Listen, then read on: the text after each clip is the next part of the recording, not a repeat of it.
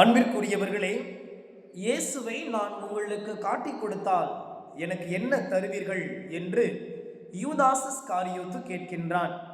30 வெள்ளி காசுக்காக இயேசு கிறிஸ்துவை அவன் காட்டிக் கொடுக்கின்றான்.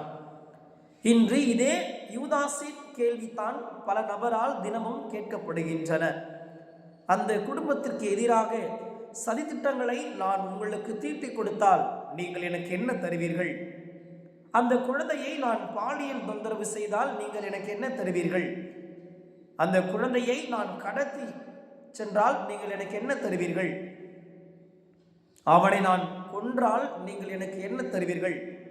அவனை நான் காயப்படுத்தினால் நீங்கள் எனக்கு என்ன தருவீர்கள்?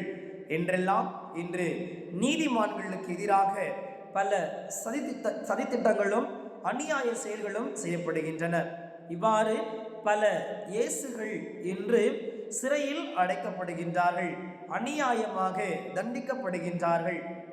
இதெல்லாம் இதற்காக, வெறும் பணத்திற்காக, வெறும் செல்வத்திற்காக.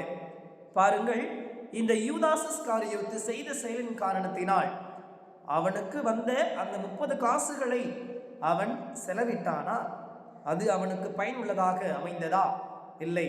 அதற்கு முன்னதாக அவன் தூக்கிலே தொங்கினான். நாம் இப்படி அநியாய வழியில் சம்பாதிக்கின்ற எந்த செல்வத்தையும் நம்மால் நிம்மதியாக செலவிட முடியாது, பயன்படுத்த முடியாது.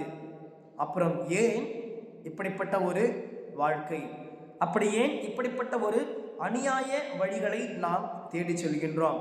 சிந்தித்து பார்ப்போம்.